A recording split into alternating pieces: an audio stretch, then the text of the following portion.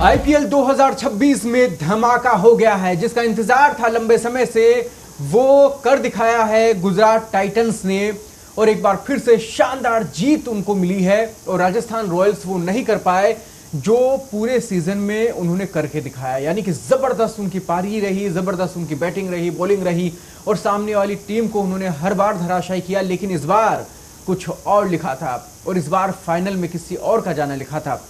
इस बार आईपीएल की तमाम टीमें लगातार अपनी तरफ से प्रदर्शन कर रही थी। बहुत बड़े उलटफेर भी हमको देखने को मिले, बहुत सारे ऐसे खिलाड़ी भी देखने को मिले कि जो रातों रात सितारे बन गए और जबरदस्त उन्होंने प्रदर्शन किया। तो बहुत सारे ऐसे भी हमको खिलाड़ी देखने को मिले इस बार आईपीएल में जिनका बहुत बड़ा नाम था और वो फ्लॉप शो साबित हुए। तो ऐसे में कल का ये मैच कैसा रहा और इस मैच का असल मुजरिम कौन है, इसको लेकर बात करेंगे। क्यों राजस्थान रॉयल्स हारी, इसके ऊपर लेकर बात करेंगे। और साथ ही अब कैसा होगा फाइनल और कैसी होगी फाइनल में धमाकेदार जीत किस टीम की। बात करने के लिए स्टूडियो में इस वक्त मेरे साथ मौजूद हैं स्पोर्ट्स एक्सपर्ट विवेक हमारे साथ में। विवेक, बहुत बहुत स्वागत है आपका। थैंक यू विवेक, सबसे पहले तो कल के मैच के बारे में पहला आपका एक मैं छोटा सा एक कंक्लूजन चाहूंगा कि कैसा लगा आपको कल का मैच। जिस तरीके से पूरा टूर्नामेंट चला है इस सीजन की, बॉलर्स के लिए कुछ भी नहीं था। पूरा आईपीएल ये अब लग रहा है कि बैट्समैन के लिए हो गया, बॉलर के लिए कुछ बचा ही नहीं है। और उसके बावजूद जिस तरीके से राजस्थान के अगर 3 बैटर्स को आप हटा दें, वैभव सूर्यवंशी, रविंद्र जडेजा और लास्ट में जो 11 गेंदों में 38 रन बनाए थे डेवन फरेरा ने, उनको हटा दें तो आप देखें कि रियान पराग, रियान पराग, यशस्वी जायसवाल जैसे खिलाड़ियों के होते, ध्रुव जुरेल के खिलाड़ियों के होते हुए बैटिंग लाइनअप मतलब पूरी तरह से ध्वस्त दिखी। और यही वजह है कि 214 रन मुल्लानपुर में सेफ नहीं था और उसी लक्ष्य को आसानी से गुजरात टाइटंस ने साबित करके, आप देखो कि एक तरफ राजस्थान रॉयल्स की ओपनिंग पार्टनरशिप या उनके टॉप ऑर्डर बल्लेबाज ने कितना परफॉर्मेंस किया है, क्या रन बनाए हैं, और दूसरी ओर गुजरात टाइटंस जिसके ओपनर से लगभग मैच खत्म कर दिया था। तो कहीं सबसे बड़ा अंतर यही दिखा कि हमारे राजस्थान रॉयल्स के ओपनर्स में अगर यशस्वी जायसवाल फ्लॉप रहे, उधर दोनों ओपनर्स ने अकेले मैच निकाल दिया। और सबसे बड़ा मैच का टर्निंग पॉइंट यही हुआ।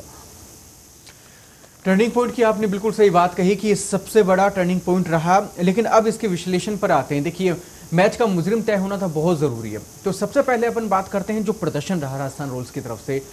विवेक, पिछले कुछ मैचों को देखते हुए आपको ऐसा नहीं लगता कि लगभग 2 या 3 खिलाड़ी सिर्फ राजस्थान रॉयल्स की तरफ से खेल रहे हैं? वैभव सूर्यवंशी, जोफ्रा आर्चर और या फिर फरेरा के बीच में आतिशबाजी। इसके अलावा क्या राजस्थान रॉयल्स से आपको कोई प्रभावित कर पाया? बीच बीच के कुछ मैचों में आपने रविंद्र जडेजा को परफॉर्म करते हुए देखा, ध्रुव जुरेल ने अच्छे रन बनाए हैं। लेकिन कुल मिलाकर इस बार की राजस्थान रॉयल्स की टीम कहीं ना कहीं एक बैट्समैन वैभव सूर्यवंशी और एक बॉलर जोफ्रा आर्चर पर पूरी तरह से निर्भर थी। और इनके फ्लॉप होने की वजह से ये तो तय था कि अगर ये प्लेऑफ में जाकर अगर इनमें से कोई भी एक फ्लॉप होता है तो टीम का हारना तय है। और कल के मैच में यही हुआ। सूर्यवंशी ने मारे 96 रन, लेकिन वहां दूसरी ओर जोफ्रा आर्चर नहीं चले और जिसकी वजह से हालत ये हुई कि गुजरात टाइटंस के ओपनर ने 160 प्लस का टारगेट अकेले रन बना दिया। और सबसे मैंने पहले भी बोला था कि इसमें मदद मानिए उनकी कि वो खुद हिट विकेट हो गए। साई सुदर्शन का बिल्कुल, अगर खुद हिट विकेट ना होते तो शायद और वो शायद अकेले मैच खत्म कर देते। जिस तरीके से वो बैटिंग कर रहे थे, मतलब आप जिस तरीके से ये आईपीएल रहा है ना, बॉलर्स के लिए कुछ बचा ही नहीं है। सारा आप बैट्समैन को देखिए, कोई भी बैट्समैन आके ओवर में 5-5 छक्के लग रहे हैं, 6 छक्के तो नहीं लगे, 4-4 छक्के लगे, कई बार चौके लग रहे हैं। तो मतलब इससे ये दिख रहा है कि आप Jasprit Bumrah, Mitchell Starc, Josh Hazlewood, Pat Cummins जैसे गेंदबाजों को आप स्ट्रगल करते हुए देखा इस आईपीएल में। पहला ऐसा आईपीएल था जहां पे ये दिग्गज बॉलर जो दुनिया में इनका एक तूती बोलती है और वो बल्लेबाज खौफ खाते हैं। और मैं पक्का श्योर हूं कि अगर यही बॉलर्स जाके ऑस्ट्रेलिया, साउथ अफ्रीका के पिचों पर आज गेंदबाजी करें ना, तो आज भी बल्लेबाजों के लिए मुश्किल होगी। लेकिन आईपीएल में इंडियन पिचेस पे उनके लिए मतलब शायद कब्र खोद दी गई और कहीं ना कहीं बैटिंग पिच जरूर रही है, मानना पड़ेगा। लेकिन कुछ बॉलर्स ऐसे भी रहे जिन्होंने सामने वाली टीम को लगातार प्रभावित किया। चाहे आप जोफ्रा आर्चर की बात करें या भुवनेश्वर कुमार की बॉलिंग इस बार बहुत अच्छी रही। या फिर बाकी गेंदबाजों की बात करें तो बहुत सारे ऐसे थे, रबाड़ा की जो थी वो अच्छी रही, तो ऐसे में बहुत सारे ऐसे बॉलर्स भी थे जिन्होंने प्रभावित किया। पर देखिए आईपीएल तो है धमाके का काम। जोफ्रा आर्चर, मैं उन प्लेयर्स के नाम जो आपने लिए ना कि जोफ्रा आर्चर के अलावा पैट कमिंस, जसप्रीत बुमराह जो मैंने बताया, जॉस हजलवुड हो गए, ये इनका परफॉर्मेंस उतना अच्छा नहीं रहा, बल्कि जोफ्रा आर्चर उन्हीं एलीट गेंदबाजों की लिस्ट में आते हैं और उनका परफॉर्मेंस अच्छा इसलिए भी रहा क्योंकि वो वैभव सूर्यवंशी के सामने गेंदबाजी करने आई नहीं है, क्योंकि दोनों सेम टीम से हैं। सही बात है। वैभव सूर्यवंशी का आपने जिक्र किया, एक बार उनका जिक्र बहुत जरूरी भी है। इतनी जबरदस्त पारी उन्होंने खेली और फिर वो रोने लग गए वापस से आखिरी में, वो इमोशनल मूवमेंट उनका, मतलब वो बच्चे अभी भी आग है इस लड़के में। बिल्कुल, वो मुझे लगता है कि हम जब बचपन में क्रिकेट खेलते हैं ना तो होता है ना कि सिर्फ बैटिंग करनी है और रन बनाना है, तो शायद वैभव सूर्यवंशी के अंदर वो जो आग है ना रन बनाने की, बैटिंग करने की, वो खत्म नहीं होती है, चाहे वो 97 पे आउट हो या 57 पे आउट हो। तो मुझे लगता है कि वो चीजें उनके अंदर कसक रह जाती है जब आउट होते हैं। तो और उन्होंने कई बार मैच के बाद बोला था कि वो चाहते हैं कि मैच फिनिश करें और शायद वो नहीं कर पाए, और कल के बाद तो शायद उनकी पारी के बाद जो राजस्थान रॉयल्स को कम से कम कल की पिच पे 240 बनाना चाहिए था और वो 215 भी नहीं पहुंच पाए। तो मुझे लगता है कि शायद वो भी कसक थी कि अगर शायद वो कुछ देर और खेलते तो वो 240 के आसपास पहुंच सकते थे, जो नहीं हो पाया, और वो भी थी। लेकिन विवेक, इसमें कहीं ना कहीं देखिए क्रिकेट जो है 11 खिलाड़ियों का गेम है, सब एक साथ टीम के रूप में काम करते हैं, तब जाके आपको असर मिलता है। जैसा कि हमने सामने वाली टीम यानी जीटी में देखा, गुजरात टाइटंस में देखा, जो आया उसने परफॉर्म किया और शानदार खेले, और वही बॉलिंग में भी उन्होंने दिखाया सर। बिल्कुल, यानी अगर आप ओवरऑल एक टीम की तरफ काम करते हो तब जाके आपको विजेता आप होते हैं, तब जाके आपको विजय मिलती है। यहां मैं बात करना चाहूंगा राजस्थान रॉयल्स के कप्तान की, उस बैट्समैन की तरफ से जो वहां पर क्रिकेट होनी चाहिए थी, जो लीड उनकी तरफ से होना चाहिए था, क्या वो आपको नजर आया? और क्या पिछले मैच में आपको नजर आया, या क्या उससे पिछले मैच में आपको नजर आया? क्यों और किस लिए ऐसा प्रदर्शन?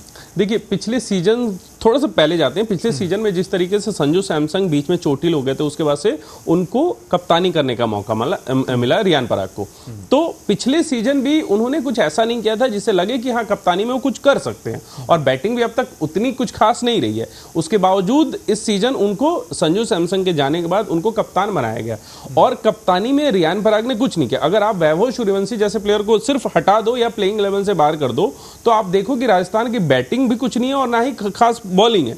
अगर जोफ्रा आर्चर लगातार परफॉर्म कर रहे हैं इन पिचों पर, तो एक बड़ी वजह यह भी है कि उनके सामने वैभव सूर्यवंशी जैसा बल्लेबाज आया ही नहीं है सामने, क्योंकि अगर ये जिस तरीके से सूर्यवंशी ने बैटिंग की है, उस लय में बल्लेबाजी की है, मुझे लगता है कि अगर जिस भी बॉलर को उन्होंने मारा उसका हौसला तो टूटा ही है। और यही वजह है कि कुछ बॉलर्स के परफॉर्मेंस इतने ज्यादा खराब होते गए कि वो सिर्फ यही वजह है कि वैभव सूर्यवंशी वो पिट चुके हैं। तो सबसे बड़ी वजह यह है कि रियान पराग की कप्तानी में बहुत सारी खामियां देखने को मिली है।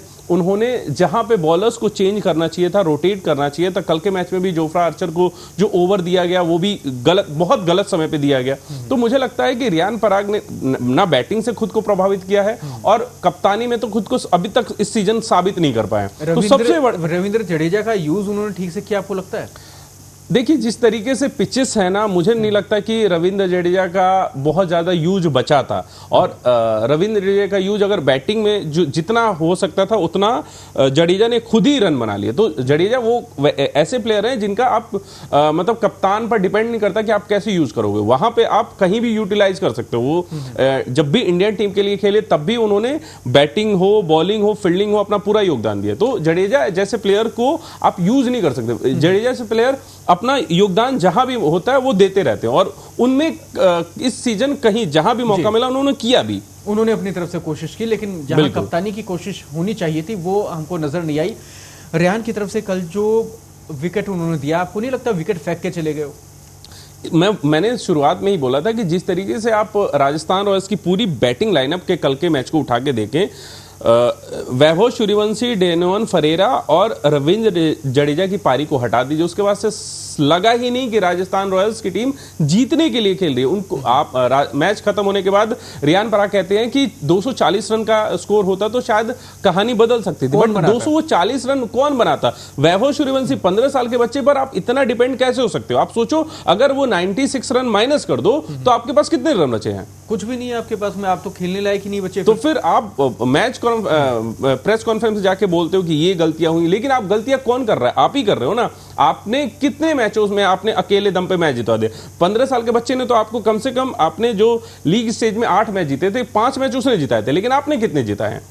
ये सबसे बड़ा सवाल है, खुद से ये सवाल उनको करना बिल्कुल, चाहिए, खुद से पूछना चाहिए। जब इतनी बड़ी हार राजस्थान रॉयल्स को मिली, तो ऐसे में मैच का मुजरिम रियान पराग को अगर ठहराया जाए तो इसमें कोई गलत नहीं होगा, कोई अतिशयोक्ति नहीं होगी, और ये उन्हें देखना भी चाहिए, क्योंकि उनके सामने ही गुजरात टाइटंस के कप्तान मैदान में उतरे।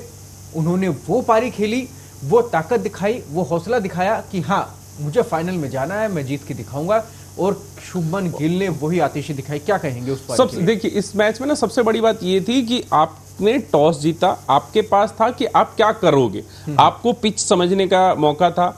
आप वहां पे आपने सबसे बड़ी गलती की, आप पिच नहीं समझ पाए। बाद में उन्होंने खुद ही स्वीकार किया कि मुझे लगा कि पिच स्टार्टिंग में स्लो है, गेंदबाजों को मदद मिल रही है, पिच बॉल रुक के आ रही है। फिर आप कहते हो कि दूसरी पारी में बैटिंग पिच हो गई, अच्छी हो गई। जब आपको पता था, आपने पिच समझा, आप कप्तान हो, टीम के कप्तान हो, आपको मौका मिलता पिच देखने का, और तब ये गलती करते हो और बाद में फिर ये बयान देते हो कि नहीं दूसरी पारी में पिच अच्छी होगी। तो ये चीजें तो आपको पहले से पता है ना कि अगर बैटिंग करोगे तो रोलर चलेगा मिड इनिंग में, और फिर उसके बाद से बैटिंग पिच, अगर बैटिंग पिच है तो और आसान होगी। तो आपको बैटिंग नहीं करना चाहिए था, तो आप बॉलिंग कर लेते पहले, लेकिन आपने नहीं किया, तो आपकी सबसे बड़ी गलती वो है। उसके बाद से आपके बैट्समैन फ्लॉप हुए, उसके बाद से आपने फील्डिंग खराब की, उसके बाद से जब आपको गेंदबाजों को रोटेट करना था आपने वहां नहीं की, तो आपने सारी गलतियां तो आपकी हैं। और फिर आप कहते हो कि दुर्भाग्यपूर्ण हम हार गए। अरे आप खुद हारे हो, खुद हारे। और शुभमन गिल की कप्तानी और उस बैटिंग के लिए क्या कहेंगे जो इस मैच में हमको देखने को मिले? देखिए, जिस तरीके से शुभमन गिल ने इस मैच में परफॉर्मेंस किया है बतौर कप्तान, बतौर प्लेयर, एक तरह से उन्होंने ये साबित कर दिया है कि कप्तान चाहे तो वो मैच को अकेले दम पर फिनिश कर सकता है। कप्तान का रोल ही यही होता है कि जब आपके टीम पर दबाव हो, फॉलो करेगी। बिल्कुल, जब आपकी टीम पर दबाव हो, जब प्लेयर्स दबाव में हो, तब आप फ्रंट पर आकर लीड करें, और उन्होंने वो करके दिखाया। जब टीम नहीं चलती ना, एक्चुअली कप्तान उसी को बनाया जाता है कि जो जब पूरी टीम खराब दौर से गुजर रही हो। हालांकि गुजरात टाइटंस के साथ ऐसा नहीं था, लेकिन सिर्फ प्रेशर वाले मैच की बात कर रहा हूं, क्योंकि वो आप एक चीज नोटिस कीजिए कि राजस्थान रॉयल्स सनराइजर्स जैसी टीम को हरा के गई थी, जिसकी बैटिंग लाइनअप की 2 साल से चर्चा हो रही है। दूसरी ओर गुजरात टाइटंस की टीम फाइनल में टिकट हासिल करते करते चूक गई थी और रॉयल चैलेंजर बेंगलुरु से हार कर आई थी। तो आप एक मैच हारी हुई टीम से जीती हुई टीम से मैच था यहाँ पे, और उसके बाद जो कहीं ना कहीं वो प्रेशर होता है कि यहां से एक मैच हम हार चुके हैं आरसीबी से, अगर दूसरा हारे तो बाहर हो जाएंगे। हालांकि प्रेशर इन पे था, बट आप जब जीत के जाते हो तो मनोबल ऊंचा होता है। गुजरात टाइटंस के साथ ये नहीं था। उसके बावजूद शुभमन गिल ने साबित किया कि हाँ, अगर उनके अंदर टैलेंट है, ये तो सबको पता है, लेकिन आज कप्तानी पर लगातार उनके सवाल उठते रहे, लेकिन उन्होंने कप्तानी में भी साबित कर दिया कि हाँ, वो एक बेहतर विकल्प है। तीसरी बार उस फाइनल के लिए पहुंचे हैं अपनी टीम को लेकर। आप समझिए कि उन्होंने कितनी अपनी स्ट्रेंथ दिखाई, कितनी पावर दिखाई, और वो जीटी जो है, गुजरात टाइटंस जो है, तीसरी बार इस बार फाइनल में जा रही है। अब क्या कहेंगे आप, RCB versus GT final match, क्या लगता है? कृपा शंकर जी, मैं थोड़ा सा ठीक करना चाहूंगा। गुजरात टाइटंस दूसरी बार फाइनल खेली, पहली बार 2022 में खेली थी, उसके बाद से एक बार प्लेऑफ हार गई थी सीएसके के खिलाफ, और अब ये उसका तीसरा मौका है प्लेऑफ का। फाइनल दूसरी बार जा रही है, तो ये फाइनल जो होने वाला है, मुझे लगता है कि आरसीबी और गुजरात टाइटंस में से आप मैच से पहले किसी को भी आप ये नहीं कह सकते कि ये वाली टीम दावेदार है, क्योंकि दोनों टीमों के परफॉर्मेंस बेस बहुत अच्छे हैं। दोनों टीमों ने शानदार प्रदर्शन किया, और सबसे अच्छी बात पता है क्या है कि दोनों टीमों में से कोई भी एक टीम ऐसी नहीं है जो 1 या 2 प्लेयर पर डिपेंड रही हो। आप रॉयल चैलेंजर बेंगलुरु की बात करें, वहां पे रजत पाटीदार रन बना रहे हैं, वहां पे विराट कोहली रन बना रहे हैं, वहां पे बॉलर्स भुवनेश्वर कुमार विकेट लेके दे रहे हैं। दूसरी ओर अगर गुजरात टाइटंस की बात करें तो इनके ओपनर्स को सबसे पहले आपको हराना होगा। हराने का मतलब, अगर आप ओपनर्स को आउट करते हो तो इसका मतलब ये नहीं कि आपने मैच जीत लिया। उसके बाद से जॉस बटलर बैठे हुए वहां पर, राहुल तेवतिया है, वाशिंगटन सुंदर है। तो ये वो टीम, दोनों टीमें हैं जिसके जो पूरी टीम परफॉर्म कर रही है। बिल्कुल, हर खिलाड़ी के जाने के बाद में दूसरा खिलाड़ी जो आता है वो बड़ा हथियार लेके आ रहा होता है कि भैया आप मुझसे निपटो। तो ये दोनों ही टीमों ने इस पूरे सीजन में करके दिखाया कि सिर्फ एक प्लेयर के ऊपर डिपेंड नहीं हो रहे हैं आपने पूरी टीम के साथ में मिलकर काम किया, आप परफॉर्म कर रहे हैं पूरी टीम के साथ में। जब आपकी बैटिंग अच्छी हो गई तो उसके बाद में आपकी बॉलिंग भी अच्छी हुई है, उसके साथ में ही आपने फील्डिंग में भी आपने कमी नहीं रखी, और इसी का नतीजा ये रहा कि आप इतने लीड करते हुए और आप आखिर तक फाइनल तक पहुंचे। ये इस बार इन दोनों ही टीमों ने साबित किया। फील्डिंग की अगर बात करते हैं, एक कैच छूटा, वो आपको नहीं लगता कि टर्निंग पॉइंट रहा होगा इस मैच का, या फिर वो हिट विकेट टर्निंग पॉइंट रहा होना चाहिए था, लेकिन जो कोई असर नहीं हुआ उसका। जो वो तीसरे नांद्रे बर्गर ने पहली गेंद डाली थी पारी के चौथे ओवर की, और जो वो कैच छूटा है परेरा से, मुझे लगता है कि अगर वो कैच लिया जाता तो शायद वो टर्निंग पॉइंट साबित हो सकता था। राजस्थान के पास मौका था कि वो मैच को पलट सकते थे वहां से, बट वो कैच छूटा, और वो इतना भी मुश्किल कैच नहीं था। लेकिन इस सीजन देखा गया कि कई कैच आसान छूटे, बट अगर पर अब तो फाइनल का टिकट था। हाँ, बट आपने फाइनल छूट गया। मैं वही कह रहा हूं कि राजस्थान ने सिर्फ एक वो गलती नहीं की कि सिर्फ उसको ब्लेम कर दिया जाए और उसकी वजह से हार जाए। राजस्थान ने इस मैच में बहुत सारी गलतियां की। पहले बल्लेबाजों को जितने रन बनाने चाहिए थे उतने नहीं बने, जिन बल्लेबाजों को रन बनाने चाहिए वो फ्लॉप रहे। उसके बाद से फील्डिंग में, गेंदबाजी में गलतियां हुई। तो सिर्फ एक कैच की वजह से आप मैच नहीं हार सकते। हाँ, बहुत बड़ा कैच तब होता जब मैच फंस रहा होता, लेकिन आप देखिए गुजरात टाइटंस ने 18.4 ओवर में चेज कर लिया 215 रन का लक्ष्य। तो मुझे लगता है कि उस कैच का बहुत बड़ा फर्क पड़ा। और अगर सुदर्शन, मान लीजिए आप, जब 41 रन स्कोर था तब वो सुदर्शन का कैच छूटा था, अगर वो आउट भी हो जाते तो आपके पास बटलर है, वॉशिंगटन सुंदर है, राहुल तेवतिया, पूरी बल्लेबाजों की फौज थी, तो आसानी से ये लक्ष्य हासिल हो जाता। और पिच भी तो ऐसी थी ना कि आपको बस बल्ला घुमाना था, और वो शुभमन गिल ने करके भी दिखाया। और यहाँ आप देखिए संयोग कैसा बना है यहाँ पर इस मैच में। आप उसी टीम के खिलाफ खेल रहे हैं जिस टीम के लिए आप खेलते थे, और उसी को हरा के फाइनल में जाने वाले। बटलर और तेवतिया के सामने नहीं आई ये सिचुएशन, क्या लगेगा? देखिए, ये आईपीएल है और आईपीएल में हर बार ऐसा होता है। कभी कभी भाई भी आपने हार्दिक पांड्या और कुणाल पांड्या को आमने सामने देखा होगा, दीपक चाहर, राहुल चाहर को आमने सामने देखा होगा, कभी यूसुफ पठान और इरफान पठान को देखा करते थे हम लोग। तो ये आईपीएल है और आईपीएल में ऐसा होता रहता है। और आजकल आईपीएल में नहीं, आप तो इंटरनेशनल क्रिकेट में भी ऐसा पॉसिबल है, क्योंकि सैम करन इंग्लैंड के लिए खेल रहे हैं, जिम्बाब्वे के लिए उनका दूसरा भाई खेल रहा है। तो ये चीजें पॉसिबल है और थोड़ा सा ये चीजें आपको मसाला देती हैं, मजेदार बना देती हैं। कहीं ना कहीं जो मैनेजमेंट रही होगी, टीम के जो ओनर रहे होंगे, वो कहीं ना कहीं बटलर को मिस तो कर रहे होंगे, क्योंकि बटलर वो खिलाड़ी थे जो राजस्थान रॉयल्स की तरफ से जबरदस्त प्रदर्शन। देखिए, राजस्थान रॉयल्स ने आईपीएल इस सीजन से पहले 2 बड़ी गलतियां की हैं, बटलर को रिलीज करना, संजू सैमसन को छोड़ना। और मुझे लगता है कि उनकी खामियों की वजह से आप चाह रहे हो कि 15 साल का बल्लेबाज वैभव सूर्यवंशी उन दोनों की खामियां पूरी कर दे, लेकिन नहीं कर पाया। संजू सैमसन एक बहुत अच्छे ना सिर्फ बल्लेबाज थे, ओपनर थे, कप्तान थे, विकेट कीपर थे। बटलर भी यही थे, बटलर भी कप्तान थे, विकेट कीपर थे, बैट्समैन थे, पावर हिटर थे, ओपनिंग कर सकते थे। तो आपने 2 ऐसे प्लेयर को खोया है जो 4 जगहों पर फिट होते हैं और बेहतर तरीके से फिट होते हैं। तो उनको खोना और रिलीज करना मुझे लगता है कि राजस्थान की सबसे बड़ी गलतियों में से एक थी। आपने मैच विनर खो दिए, उसी का नतीजा ये रहा कि आप फाइनल में हार गए।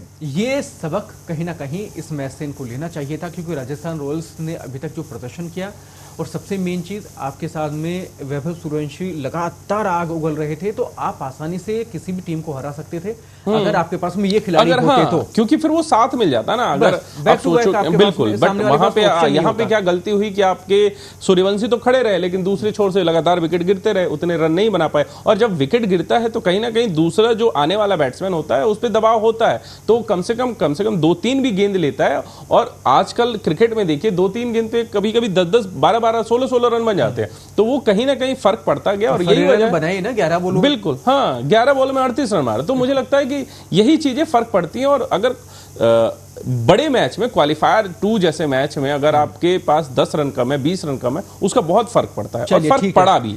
अब एक आखिरी सवाल कि जब फाइनल सामने है तो किसका पलड़ा अभी आपको फिलहाल भारी नजर आ रहा है, या फिर आपको लेवल में नजर आ रही है दोनों टीमें? देखिए, जिस तरीके से इस सीजन चला है, मुझे लगता है कि कहीं ना कहीं एक्सपीरियंस के हिसाब से रॉयल चैलेंजर बेंगलुरु का पलड़ा बहुत भारी नजर आ रहा है। और एक संयोग मैं बताता हूं कि आज तक आईपीएल के जो 18 सीजन खेले गए हैं उसमें से सिर्फ 2 बार ऐसा हुआ है 2014 में और 2019 में, जब किसी टीम के और मतलब किसी बल्लेबाज ने ऑरेंज कैप जीता हो, मतलब सबसे ज्यादा सीजन में रन बनाए हो, और उसकी टीम ने आईपीएल का खिताब जीता हो। बाकी 16 सीजन में ऐसा हुआ ही नहीं है कि ऑरेंज कैप जीता हो और उसकी टीम ने आईपीएल खिताब जीता हो। तो मतलब ये है कि शुभमन गिल और ये साई सुदर्शन जो गुजरात टाइटंस के प्लेयर हैं, ये ऑरेंज कैप की रेस में सबसे आगे हैं। अब इनमें से कोई भी जीतता है, इसका मतलब यह है कि संयोग के हिसाब से अगर गुजरात टाइटंस के ये दोनों प्लेयर ऑरेंज कैप में से कोई भी जीतता है तो मतलब खिताब की दावेदार आरसीबी बन जाती है। हालांकि जिस तरीके से आरसीबी ने इस सीजन परफॉर्मेंस किया है, आप किसी भी एक विभाग में उनकी मतलब कमजोरी नहीं पकड़ सकते हो। जिस बॉलर्स की तो पिटाई हुई है, लेकिन उन्होंने एकजुट होकर बहुत मतलब मुश्किल से ये टीम बनाई है, क्योंकि एक टाइम था कि स्टार भरे हुए थे लेकिन टीम प्लेऑफ में पहुंच नहीं पा रही थी, प्लेऑफ में पहुंचती थी लेकिन फाइनल का टिकट कंफर्म नहीं हो पाता था। तो ये टीम जो बनाई है ना, बहुत ही मजबूत है और बहुत ही बैलेंस्ड है। तो आईपीएल का सस्पेंस जो है, फाइनल कौन जीतेगा, वो बस एक मैच से दूर है, और वो एक मैच यानी कि दोनों टीमें फिलहाल मजबूती से खड़ी हुई नजर आ रही हैं। विवेक से जान लेते हैं, विवेक आपकी नजर में कौन ज्यादा मजबूत इस समय?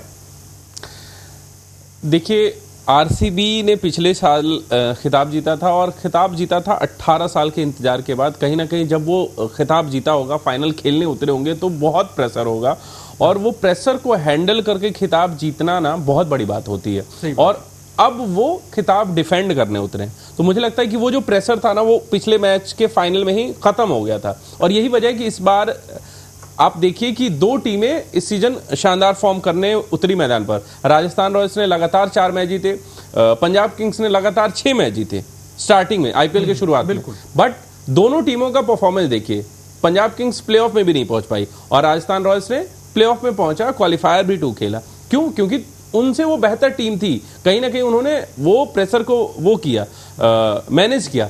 पंजाब किंग्स शायद बहुत सारी गलतियां की, पहले उन्होंने गलतियां करते रहे, उनको अच्छा लग रहा था कि कोई बात नहीं, 6 मैच जीत चुके हैं, कोई दिक्कत नहीं होगी, आराम से प्लेऑफ में पहुंच जाएंगे। लेकिन वो गलतियां इतनी ज्यादा भारी पड़ी कि बाद में प्लेऑफ में भी नहीं पहुंच पाए। मुझे लगता है कि कल के मैच में अगर वो जो टीमें, दोनों टीमें गुजरात और आरसीबी, अगर जो प्लेऑफ से पहले लीग स्टेज में जो गलतियां करते रहे, अगर उनसे बचते हैं, फील्डिंग अच्छी करते हैं, बॉलर्स को सही टाइम पे रोटेट करते हैं, क्योंकि अहमदाबाद में मुकाबला खेला जाना है और वहां पे भी रनों की बारिश होने वाली है। तो मुझे लगता है कि कल के मैच में जो बैट्समैन, तो मुझे लगता है कि बैट्समैन के लिए कुछ वो ही नहीं है ना कि आपको बहुत ज्यादा टेक्निक लगानी है, आपको जाना है और हिट करना है।